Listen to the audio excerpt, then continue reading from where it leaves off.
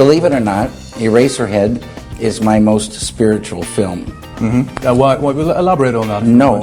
And I make films because I have not learned anything else. Welcome, viewers, listeners, to the Emma the Impact Film Podcast, where my guest picks a film neither of us have seen and we discuss it. I'm your showstopper for tonight. I'm Mr. WrestleMania, the icon. My guest today is... Oh, right. All right, the evil Tyrone in the building. Thank you for having me on the show today. Thank you for coming on. I had a lot of fun with this movie. Why did you pick this movie specifically? You know what? I grew up as a kid watching wrestling, WCW, WWF, and I had fallen off for maybe 2 decades. And then I recently got back into it maybe 2 years ago. And I've just been in love with what they're doing now, especially with women in wrestling. So when I saw that this was a horror film, a Shudder original that was mixing it in with wrestling and it stars a woman, I had to join in on the fun. You're an AEW guy, right? You know what? I'm more so a WWE guy, but I have to get into AEW because they just announced that they have a residency coming up this summer. So me and my wife, we're planning on locking in. I on love AEW. seeing you. You guys go to so many events and you guys look like you have a blast. Do you guys have similar favorite wrestlers? Oh yeah, we definitely do. We have a lot of overlap. She's more versed in, I would say, WWE and WWF growing up, and I'm WCW. So it's fun to see like where we differ, where we overlap with our Did you knowledge. see the Heartbreak Kid when he went to WCW? Yes. And I know WE almost went bankrupt when Shawn Michaels was the headliner because he's not that interesting. But I love the hubris of a villain. He's singing his own theme song. I'm just a sexy boy. Sexy boy. The character was really fun for me. Do you have any favorite wrestlers? Ooh, I think like growing up, it had to be Goldberg, just his energy, the aggression, everything that he brought to the table. And for my emo side, it had to be Sting because he came out dressed Oh, up. yeah, of course. And he's a horror movie loving guy. Yes. Yes, our film this episode is Dark Match, which is as much a wrestling movie as it is a horror movie. If you watch this movie and you're a big wrestling fan, are you going to be satisfied with how wrestling's portrayed in this film? You know what? I think that wrestling fans who do check out this film, they'll be pleasantly surprised at how accurate it is, minus the theatrics, because there's certain Minus the things. theatrical. Is it more Stop. theatrical? Yes, I mean, wrestling in general is very theatrical. I feel like it's soap opera when they're on the stage and they're conveying these stories and things like that. I feel like in this movie specifically, we get that, but then in the latter half of the movie, it goes batshit bananas. And I feel, hopefully that's not real, especially what we get at the end of the movie. But Never the seen first- anything like that. yeah. In real life. The main plot of the story is a female wrestler, part of a B-grade team. Is there a special name for these types of teams where they're not the main event, they're not in the main wrestling arenas, but they're for hire? I didn't even know dark match was a wrestling term, to be honest. In case anybody else doesn't know, a dark match is when they're hired and there's no cameras, supposedly. These types of crews, which is the reason Jericho wanted to take this part, because he knew guys like that. He was a guy like that, but he knew guys that were older still doing that. Is there a term or a certain idealization? You know what? I feel like a lot of people still use dark match. Some people call it the untelevised events where, the wrestlers, sometimes they'll do goofy things, run out in shower caps or towels, and you'll see wrestlers up there dancing with each other that have like storylines on television where they're against each other, but you'll see them dancing with each other on these dark matches. Have So you it's- been to one? I haven't been to one since a kid. Like I think I As was, a kid, you went? yeah, I was maybe like 11 years old when I went. Yeah. You and your lady friend need to go to a dark match. That sounds like something cool. Yes, we definitely do. We definitely do. The premise of this film is a ragtag team of lower grade wrestlers are invited to the middle of nowhere to do a dark match. They arrive and they think, okay, this is freaky and culty, but that's not the most unusual thing we've ever seen. Maybe they're Jesus freaks, all that kind of stuff. There's a big party and everyone's distracted and then even extracted into the next day, which is the day of the match, which obviously things aren't going as they expected. Our main character, Misbehave, played by Aisha Iza, we start with her in the ring and she is fighting the Prairie Princess, Kate the Great. Kate the Great kind of is a goat, like not goater in the way they like young folks say, but like goading you on, being a bitch. Misbehave actually really hits her. Is it supposed to break her nose? Because for the rest of it, it doesn't seem like her nose is broken. Maybe just a little bruised. You know what it is? I think they have certain ways that they do things in the ring, especially when it's choreographed and things like that. But I think in that instance, when they break, because her character broke what the storyline was supposed to be, I think she really did some damage. I love when someone's called Rusty and they look at Rusty, the manager of the whole team. She's frustrated. I know I messed up, but and he's like, I know that you're looking for a certain thing. He actually uses Snow White. And why would you use that specific princess of all of them? Kate isn't even a rival. She's not even somebody I care about professionally or non-professionally. I feel like I don't even have, as she's the heel. They call her the Trinidad Trickster as opposed to the Prairie Princess. She's got this fake chain in the Yeah. first match anyway. That's something that a lot of wrestlers had fallen into in anywhere they went. Then it becomes a very either racial or cultural character that's inappropriate. That's a big part of wrestling still. He's saying, you want to be a princess. She doesn't say it, but she's like, I don't want to be a fucking princess. I want to be somebody with an actual story arc, with an actual rival to overcome. That's part of the frustration. The actress Aisha, she's not a wrestler, but she used to be into very professional jujitsu. They use a lot of red and green lighting in this film. It's a film a lot about persona and being an individual. It's Misbehave. Mean Joe, who's older, Mo Jabari, who Yeah, plays Enigma. He's actually a wrestler, correct? yes. He was the character I fell in love with the most and might say something about me because he never talks. I love a man that never talks. They are suspicious, but all of them are somehow distracted, except for Enigma. I think he just goes and does his own thing at the party. He just stays behind. He also wears a mask. What do you think of our initial setup? How are you feeling? What are your thoughts in terms of wrestling, in terms of horror, in terms of characters? Were you drawn to one character more than the other? You know what? I think I was drawn to the main character, of course, Misbehave, just because I just feel like she's right off the bat, she was a badass and also making her own decisions in the beginning of the film and things like that. I also thought that the character Jolene was he's just comedy to me. He's Mr. Chill. You get to know him. Okay, I can see why she's dating him. She's pretty solid in herself. She's not drinking the green drink or anything, but then she's in the room with the girls, and that's when you're supposed to feel safe. But she only knows Kate, not a good reference. And then there's these other girls like, just smoke something. Just relax. You just need to relax. But it wasn't just weed. It was something else. Everyone had a fucked up night. And then we have the day of the match. And it was funny to me the day before or so, they're looking at the names of the matches. They're like, a water match, a fire match, an air match. Isn't that a little cheesy?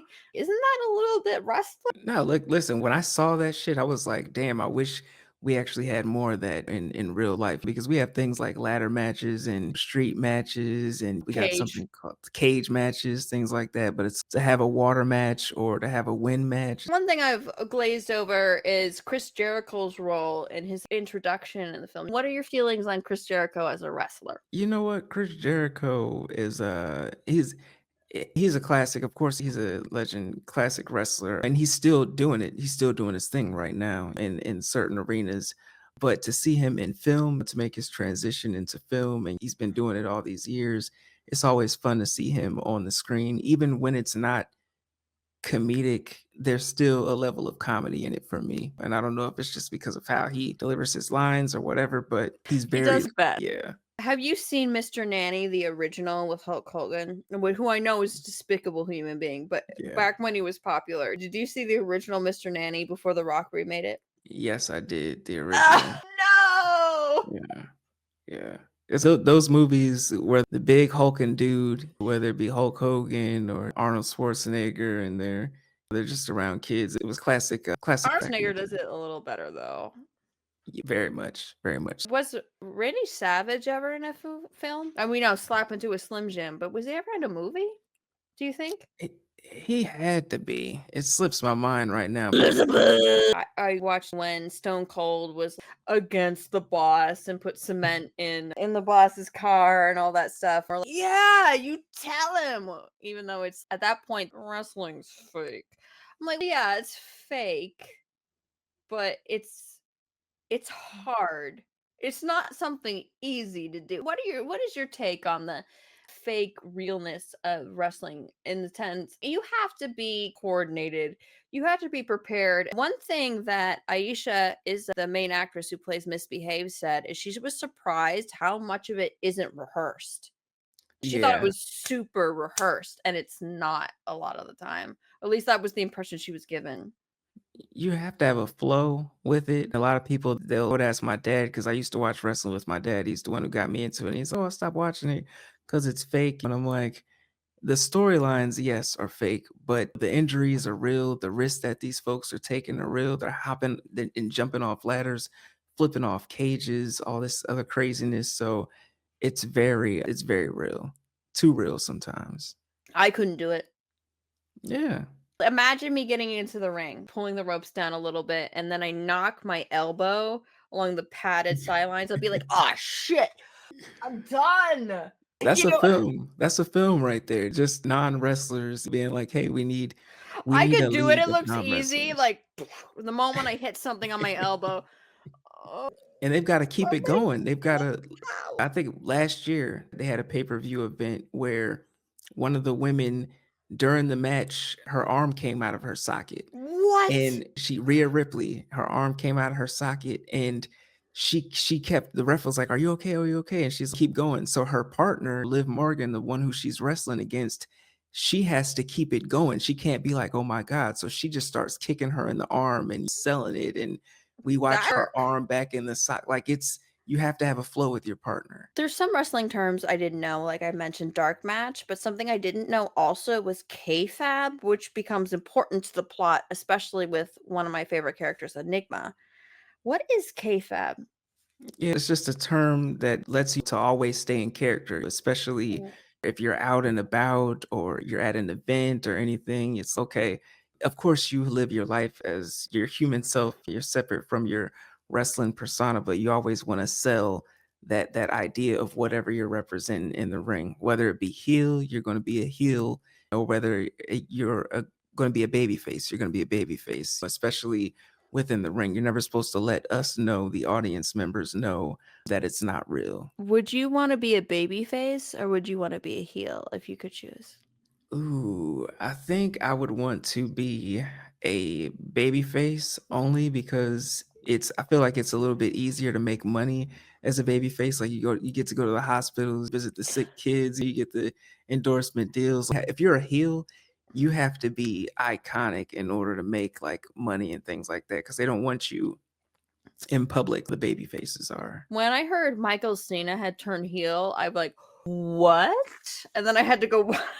And Triple H, piece of shit, by the way. I can also tell he's a piece of shit because he's from Nashua, New Hampshire. I'm from New Hampshire almost all my life. And Nashua is a piece of shit town. Only pieces of shit come from Nashua, New Hampshire. I'm sorry if you're a very sweet person that happens to be caught in Nashua, New Hampshire. I don't mean you, but you, our main character that kind of brings everything together because she's somebody that really treats the sport. Is that how would you phrase it? The sport? Yeah, The yeah. sport seriously. This match is a dark match. The theme is originally wind, water, fire, earth. The fifth element, which apparently they haven't seen the fifth element, where if the fifth element is what? Love. But to them, the fifth element is spirit. They're in the green room, which was an inspiration for the director of this film, was the movie Green Room, which makes sense. Being stuck in that room where you're waiting to perform. The woman played by Stephanie Wolf, who plays a character called Carol Ann, who's the main female part of this cult. She's the main guard, and she's got a gun. And Misbehave's like, why the fuck does she need a gun for B-grade wrestlers and their fans? That doesn't make sense. Everybody else is whatever. We eventually find out the other people were blackmailed into this. And they waited for the manager, Rusty Beans, who I think is cute, was branded by two women, and we're gonna kill you and fuck you up if you just don't go along with this, to be the announcer. That's where you were saying I wish they did more of that in wrestling, because the win match, especially when there's just so much, as a photographer, I know with wind and drama, it adds drama, it adds action, even if they're moving. It looked sweet. Listen, I totally agree. I champion and I fully support the idea of Emma doing win matches on for WWE, just directing those with the wind and the lighting. I think it would be amazing. The first match is between the characters. They're part of the team. We didn't mention them, but they're not really prominent in other parts of it until they enter the arena as the first team for the air match. They see the other wrestlers and they're dressed up a little bit more. They got the masks, which seem to be normal, but spikes. And they're like, what is the spikes? Is it a new gimmick? Oh, whatever. That is one of my favorite kills in the movie, because the blood is caught by the wind and it's just like a lot of blood that rushes. Fucked up. Totally Fucked fucked up. up. When it comes to the violence in this film, do you feel like they lent themselves to usual wrestling violence, or went more into horror violence but mixed it well with the wrestling? What are your thoughts? I think they lended more into horror violence because a lot of this shit would never fly. Hopefully, never. But I'm like the Earth match with the glass and all that. That shit was insane. I'm like, damn K-Fab. I'm not doing this. I think it's during this match where somebody goes to the camera that's not supposed to be there. Did you get that? Did you get that? Yeah. And it's Chris Jericho's character as the cult leader, who is the one filming everything. It seems to be like there's Chris Jericho, who we find out was kicked out of wrestling, shamed, right? He was really going to this character he called the Prophet. And then he's really brought this into this cult. He doesn't give a shit about this satanic cult. He cares about the character. He cares about the fact that once upon a time, him and mean Jolie, not Jolie, I'm begging of you, please don't take my man. Jolene had a fight and Jolene won. The Prophet, Chris Jericho's character, was dirty when he played, so they kicked him out. He's been this phantom figure for a while. I don't think he gives a shit about the cult, do you? No, I don't No. think he gives a shit about the cult either. I think he's in it for the storyline, he's in it for his character, for his ego. And find out through this match, because somebody whispers to one of the guys, one of the Bible thumpers, we only need one. This satanic cult is collecting sacrifices, and they only need one from each match. Only one has to die, technically. One dies. And then is the next match our water match with our main character, Misbehave, and Kate the Yes. Great? It's a Kate the Great and Misbehave in the beginning fight and this fight. I actually feel like we're seeing a fight, like for real. Like they actually are doing something. That's where I most feel like we're seeing actual wrestling happen. Yeah, because it's about survival. Like that adrenaline kicks in. I'm sure there was adrenaline in the first match. Now that they know what the fuck is going on, especially Kate the Great, she's you gotta. She's the cult leader's daughter, by the way, everyone. Yeah. Surprise, surprise. One thing I love about this movie that kind of adds a congruent story is that before she goes out in the beginning with the first fight with Kate the Great, where she gets her nose, which is not part of the cult at all, somebody in the background says, break a leg, kind of break a leg, Yeah. not enthusiastic. Then it's Carol Ann, Stephanie Wolf, with the blonde hair, who with the gun, and she says, good luck, or good luck to Misbehave going out there. Even in this specific incident and in general, it's a fight between character and identity and how you're perceived and treated in the business. She assumes Kate the Great is just in the same place that she is. Yeah. Have you seen Argonovsky's The Wrestler with Mickey Y- Rourke? yes. Yes. That shit was sad. Very sad. It's about the same type of thing, but one thing I really like, because Argonovsky picks a certain camera technique to introduce and follow his main character around. In The Wrestler, I loved how even when he's just working at the deli counter and he's going past the plastic strips from the back room into where the main deli is, they have the camera in back of him, just like you'd see like a wrestler like walking into the scene, and that I think that was brilliant. I loved that. How do you feel about that film? No, as a wrestling film, I think it was pretty good, especially because we get to see a different side. A lot of things are promoted, and especially on the big stages, they put the lights in your face and the cameras, and they're flashing this and that, and we think it's one way, but behind the scenes, it's really breaking these people down and mentally and physically. So I think it was an uncomfortable truth, but also And he was beautiful. addicted to it. Yeah. He had Mr. Tomei, one of the hottest women ever in my personal. Ooh, how can you just not retire with Marissa Tomei? I do it right now in a second. She might say maybe, and I'm like, he's starting to create a relationship with her, but he can't feel like he's alive unless he's in the ring. That's why I like the movie, and that can translate into anything.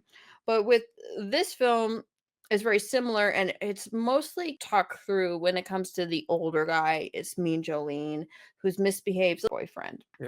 It's leading up to his match with Jericho because he had won the belt over Jericho's character, the cult leader. But the water match between Misbehave and Kate the Great, they're really going into it, especially Kate. Kate's really being extra hard, and Misbehave's trying to say, this is fucked up. We gotta get fucking out of here. Kate's not listening. And there's a point where, because leaving the green room, Misbehave says, oh, I forgot my chains, which are props. And they're like, no, everything's gonna be in the ring. And in the ring, they give her real chains. But we see this actually good fight. So the good fights, if you're a person into wrestling and you're looking for a good fight to be in this movie, it's usually between Kate the Great and Misbehave.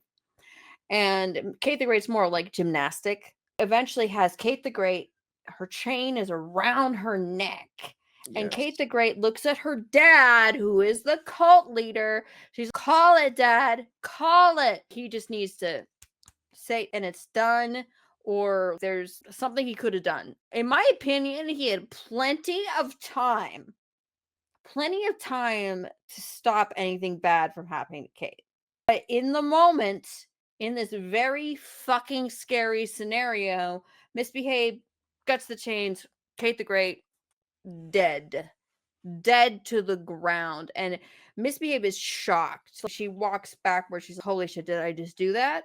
They took his time to be ultra sad about it, and then he treats it like a big revenge arc on top of his already avenge arc. It's, dude, you had plenty of time to save your daughter. I don't want to fucking hear it. No, I totally agree because he was on the ground putting on the performance of the century, and it's bro, you were there. It's not like She you heard called out about to it. you. Yeah, she called out to you. You saw it. What are we doing here?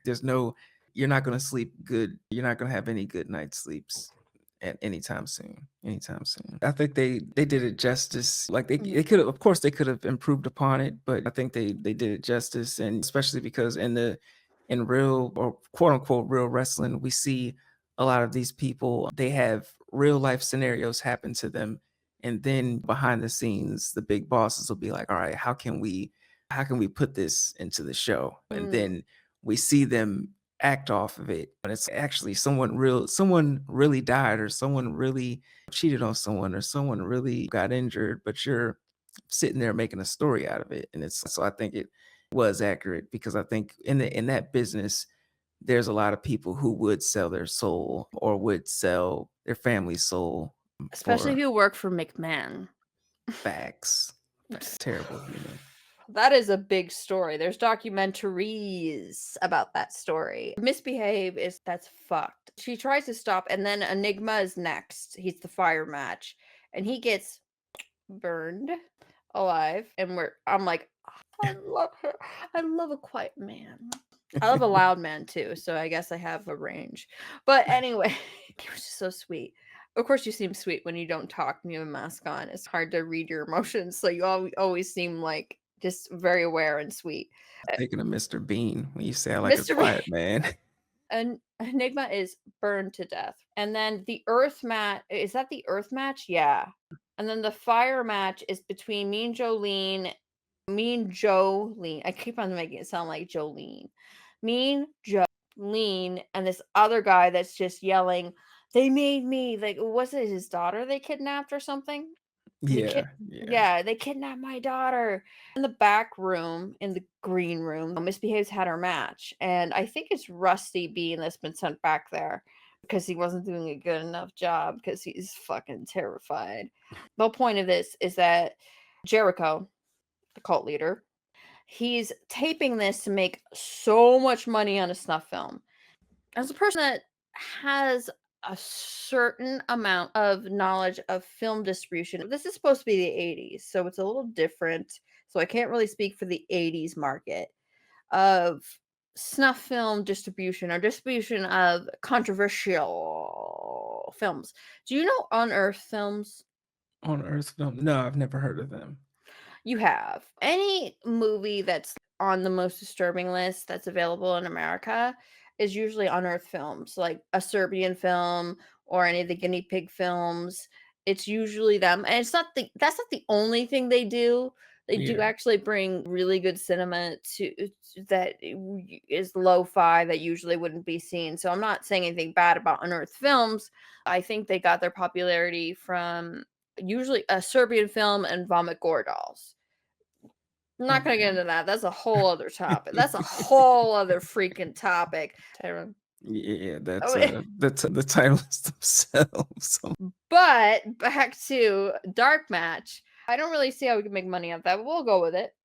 We'll go with Yeah. it. He could make a lot of money off of it. But to me, Jericho's character, I don't think even the money's, yeah, he needs money. That's what he probably gets from the Satanists. But he cares about his story arc, and that's a big thing for wrestlers, isn't it? Can you tell us a little bit about how the importance of when you're retiring, having a good retirement story arc, if you don't mind? You know what? I think it's when you're stepping out and you've got your legacy, you want to go out on top. And going out on top looks different to everybody. Some people want to break records, some people want to retire belts. I know John Cena, like he's on his retirement arc, like this whole him turning heel is supposed to be his retirement like season. They want to go out He with can't let it something. go. Good He for, you know can't. what? I can't blame him. Yeah.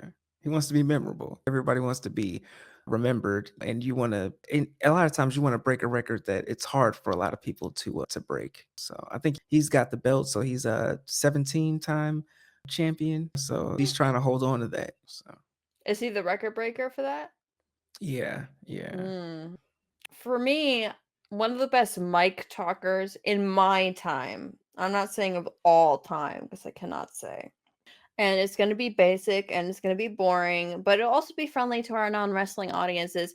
The Rock is great at mic talking. He's specific and magnetic, and he is a lot more clever. He knows how to make a promo talk. Yeah, but last year he was doing it. I actually like WrestleMania was in Philadelphia, so we actually went to WrestleMania last year, You guys went to yeah, he was actually one of the matches, like the first night that they were closing out. He was like the main event for the first night. So the main event. yeah, yeah. He calls himself the final boss now. Good for him. He Yeah. should be. He deserves it. How Yeah. old is Cody Rhodes now? At least in his Cody- 30s.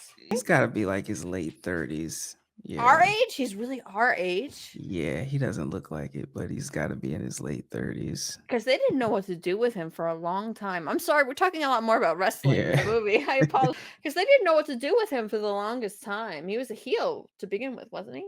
Yeah, but now he's a face. He's had a lot of success with that, although he did lose the belt to Cena. Cena took it away from him during, I think it was it might have been WrestleMania. He took it away from him. There's got to be another fight, because especially because right now Cody's taking a little break because of what happened. Yeah, well, he got his belt taken away pretty much. Yeah. So he's definitely going to come back and be pissed off. We're hoping he comes back as a heel because people got bored of him as a babyface. You know. I love the heels. That's where I usually find the fun. Not as a person, but as a character, I was really a big Undertaker fan of the character. They play Chopin's funeral march, and then he shows up and he's this enormous dude. Like he's 6'8", something crazy like that. He was at WrestleMania last year too. Like the lights went out and then he appeared and then he I think he choke slammed The Rock. What? He's the one who had to stop the final boss because it was getting a little out of hand. Yeah. Yeah, I loved his manager he used to have. I can't remember his manager's name. The little guy with the mustache with the urns. Guy. Rest in peace. Rest in Yeah, peace. yeah. When you have a little bit of wrestling fan in you, it comes out and you want to talk about it, especially with somebody that knows more than you. We're like, fill me in. A lot of this film was about more so, according to the director, it's about the crowd. The crowd who's these Satanists in this film. And they're really rooting, not only because they must be wrestling fans too, but they're really rooting for this match and this sacrifice. Oh, I move my light. I'm so serious about this. You can get caught up not even in the idea of also religion. We're talking about movie Satanism, not actual real life Satanism where Satanists mostly don't believe in Satan. We're talking about satanic panic movie Satanism where they actually do believe in the devil. The idea of getting caught up in either a religious group, a cult, or even just it's very similar to being too deep into a fandom of anything where you lose yourself and become part of the crowd and part of looking ahead to that guy's got everything, whatever it is. How do you feel of it as a metaphor motif for identity crisis? Oh, for identity crisis. Like you mean for the main character? For anybody, especially the it's very different. Like it's a different story for our main character Misbehave, and it's a different story for me and Jolene, and it's a different story for Chris Jericho, the cult leader's character. So Yeah. in thoughts of what part of them is the character and what part of them is the individual. And of course, when it comes to Mean Joe and Jericho, there comes like this weird masculinity that also I couldn't define myself. Not just because I'm a woman, just because I don't know, it seems subtle to me. Yeah, I Not just think because I'm a dumb woman.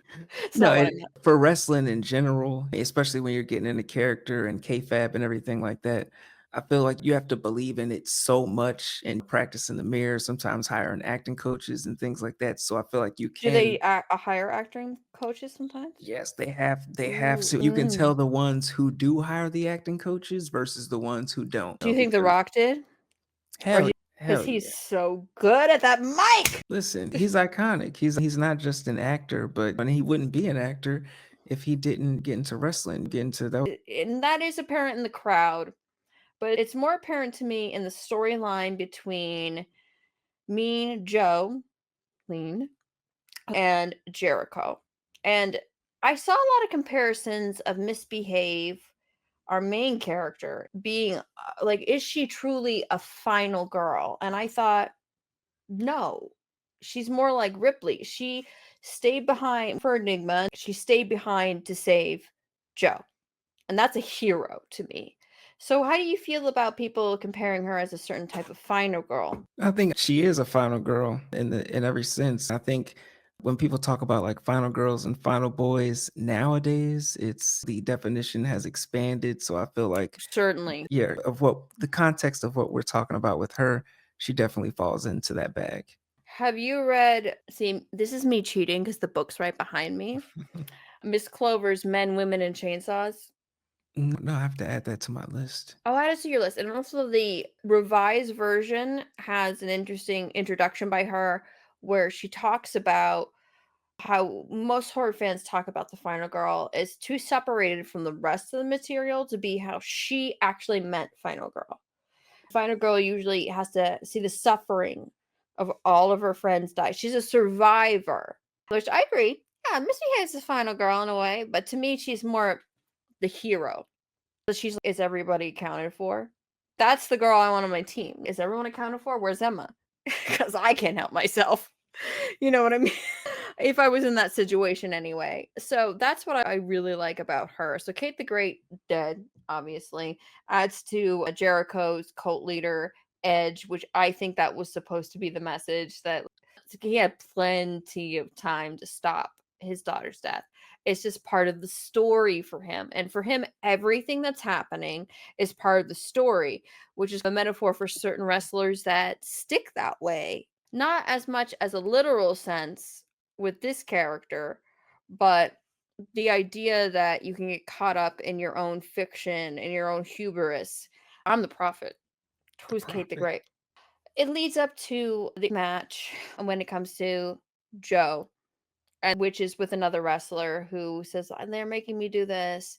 The only other two survivors that we know of, Rusty and Misbehave, being like, and Rusty's like, hey, I saw the van out there. We could make it. She's, yeah, but what about Enigma? And forget him, he's dead.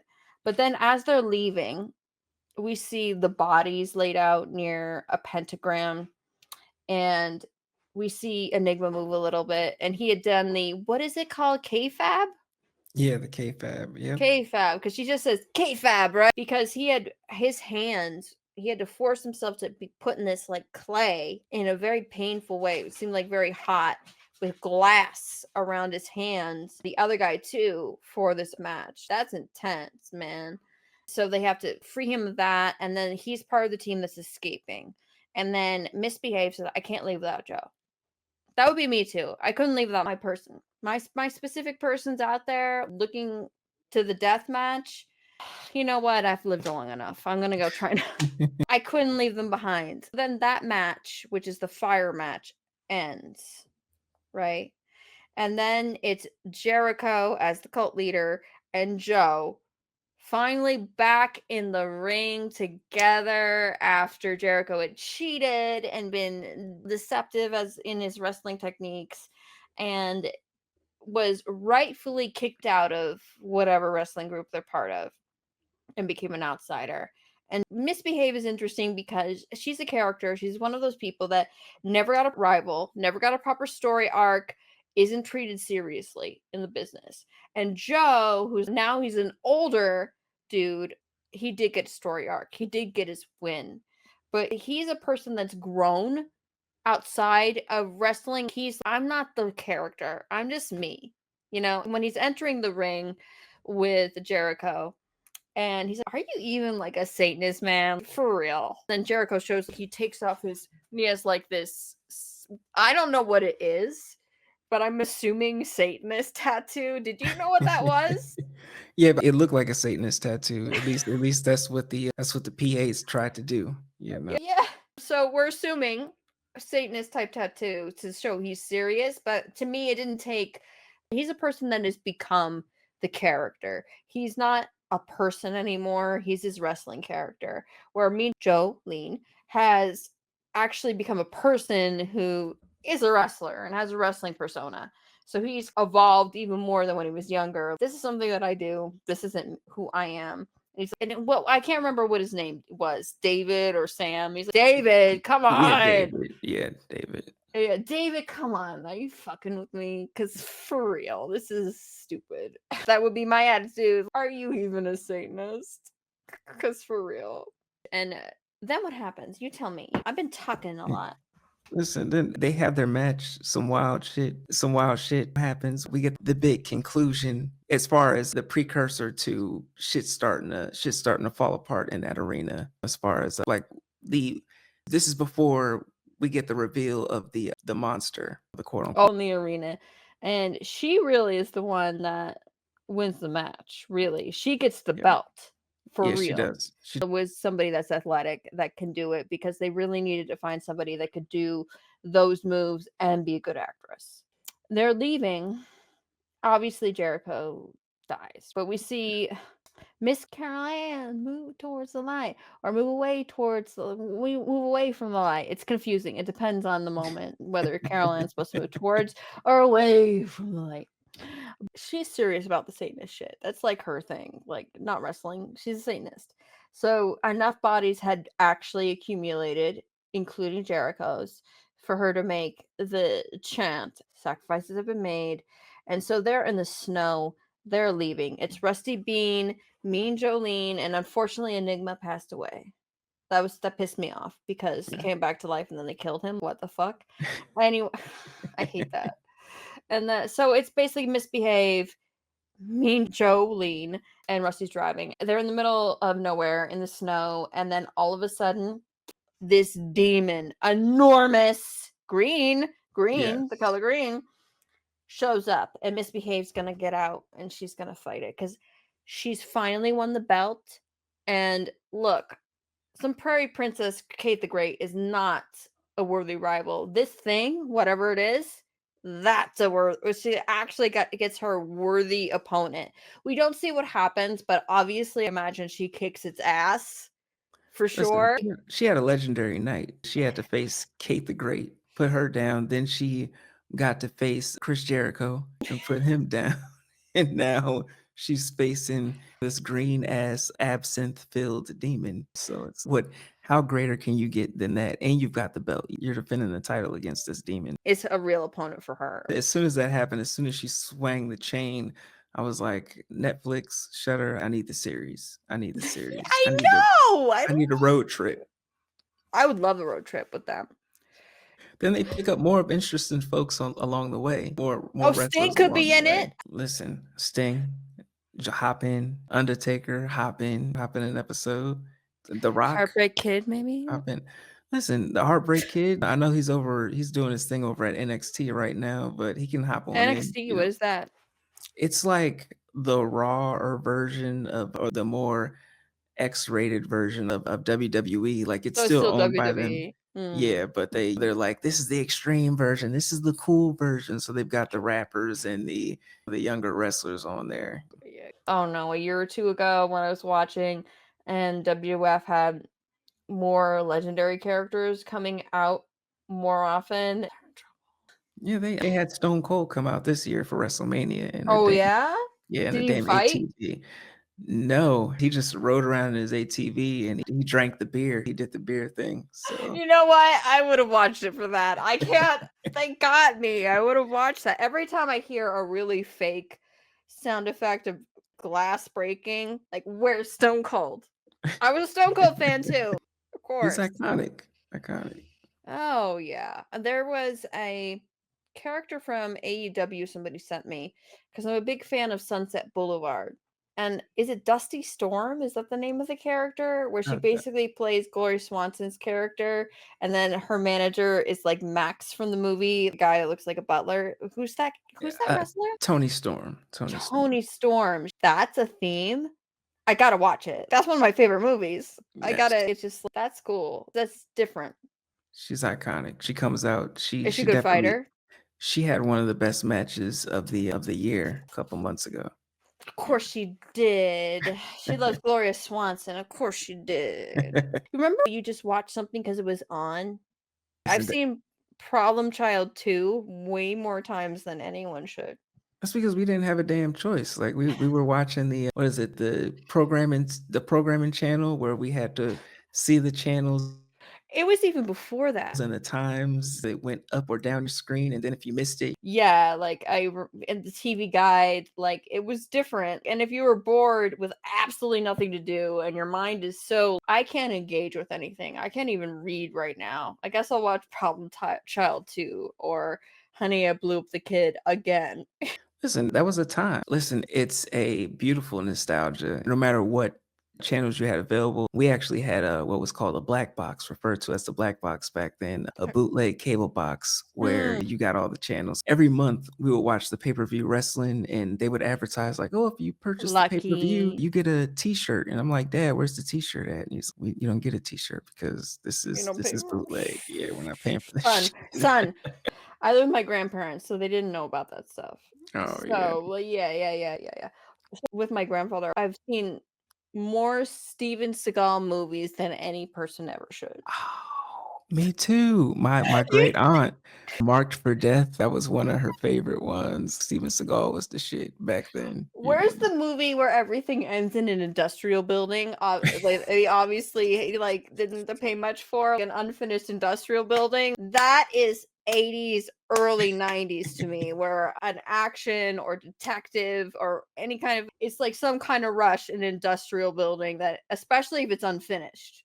Yes. A lot of people give flowers to Chuck Norris and what's his name? I Sylvester didn't grow up with Stallone. him though, because they didn't have him on. They didn't have them on cable as much. They Oh were yeah. more like you had to pay for them because they're maybe better. But Steven Seagal, I saw a lot of. Steven Seagal was that guy. He was that guy. I had an He was early crush on David Carradine because I don't know if you remember the show. It wasn't Kung Fu. Kane had a son, and his son Peter was now a New York police detective, and he would help his son be a New York police detective, and it was like yeah. a kind of, do you remember that Yes. existing? Who thought of that? How does that even make any sense? A lot of these fucking early 90s shows were wild. Wild. Wrestling brings up a lot of nostalgia for me, and that was the same for the director. He wasn't super into what was going on at the time. He was actually trying to make a documentary, and then he decided, you know what, I want to make a movie. Found the right actress. He found a lot of other actors willing to do it, including Jericho himself. Chris Jericho in AEW. Yeah, he's in AEW. Yeah. Cool ones are like what CM Punk too. Well, CM Punk, he was on AEW when he left WWE, but he's back on WWE now. He's my favorite on the mic right now. Oh, really? Yeah. He's the best on the mic now? He's the best on the mic now. He's like, when he has the mic in his hand, it's like a pipe bomb. He treats it like a pipe bomb Ooh. every time. So That's exciting. yeah. That's exciting. Oh, I did like they had more handheld camera work, which wasn't the same as Argonovsky's following them from behind like an actual wrestling match when they're going into the ring. So it wasn't the same, but there's a certain realness that it brought. Is there anything else you'd like to say about Dark Match or wrestling in general in relation to Dark Match? Oh, I think if you are a wrestling fan, you definitely need to check out this fucking movie.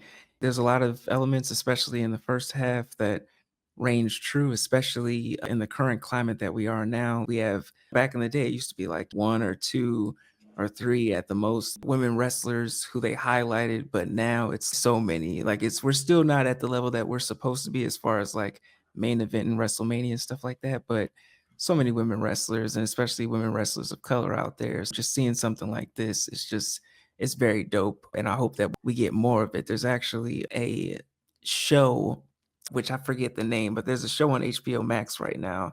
About a little girl and she's a wrestler. It's like, Really? yeah, it's like an animated show and yeah, it's on HBO Max. It's a lot of fun. So I'm loving all that new content that we wouldn't necessarily have gotten in the 90s. Certainly is changing a lot. We just So got to get all the bad people out. Either they die that's a off. lot, You though. know. Oh my Yeah. God. So many people in charge. Triple H needs to go. How did this movie make you feel? Ooh, this movie made me feel anxious, especially thinking about if I was there on the sidelines watching these matches, especially at the latter half of the film, not knowing what the hell's going on. Because sometimes, especially in real wrestling, they may put something up there, someone may bleed, their arm may get dislocated and things like that. And you're like, holy shit, how much of that is real and how much of that is pre-planned? So I would have been on the edge of my seat, if You I were was somehow invited separate from the Satanists. Like somehow you made yes. it. You're like, this is a cool show. I'm going too. But isn't And that you how were, real life is? You yeah, don't yeah. fucking know. So you and your wife would have gone and you'd be like, oh shit, how real is this? Because we don't know these people, right? That's a real fear, especially as someone who loves watching horror films. You get invited to this rave or this fucking dungeon, and next thing you know, everyone's a vampire or a werewolf except for you Yeah. guys. If you're not getting a monster, you're gonna get sacrificed. This movie made me feel very nostalgic. I saw before it was canceled, The Glow. I love that show. Yes. That was a good show. And that also brought me back to a lot of wrestling memories. Do you also recommend it as a horror fan? Hell yeah, hell yeah. Yeah, yeah. Especially the ending really sold it. It really We sold it don't for get to me. see the fight, which Yeah. I get. It's a good ending to the movie, but I really want to see that fight. Oh yeah. Listen, give them the budget. We need a director's cut. We need, like you said, a television show, the series. I would love that. That's your idea. They gain more members and they could gain people that are like Sting would probably definitely do it. Yes. It would be a great opportunity. There should be a wrestling show. There's a show called Heels. I think it was on Stars at first, but then they Really? put it on Netflix and it's a dramatic wrestling show. They had a couple seasons before that got canceled. Do you Yeah. recommend it? Or is it kind Hell of yeah. has an No, open does it have an ending or Gotta It's expect not to have one. expect not to have one. Like it Yeah, I doesn't hate have that. it. Yeah. I really appreciate you coming on my show. It's an honor. Listen, it's an honor to be here. You are an artist in every true sense of the word. I love the audio that you put out. I love the photography, just the thoughts when you put the vlogs out there, just your thoughts on film and things like that, and your passion. It flows through. Thank you, Emma. Oh, thank you. And I'm going to have Tyrone's links down below in my YouTube description and also my audio description, so you know how to follow Evil Tyrone. Yes, yes. Is there anything else you'd like to promote? Just Evil FM. You can follow me on Spotify and Apple Podcasts and wherever else you stream podcasts at. Chopping it up with the folks in the horror industry and beyond, and also giving my opinions on these films. Just making some use of this A-list pass that I've got. So let's go. Awesome, awesome. If you live with your grandparents or live with parents that wouldn't buy the pay-per-view, go run away to your cousin's house. Trust yourself. Goodbye. Oh, goodbye.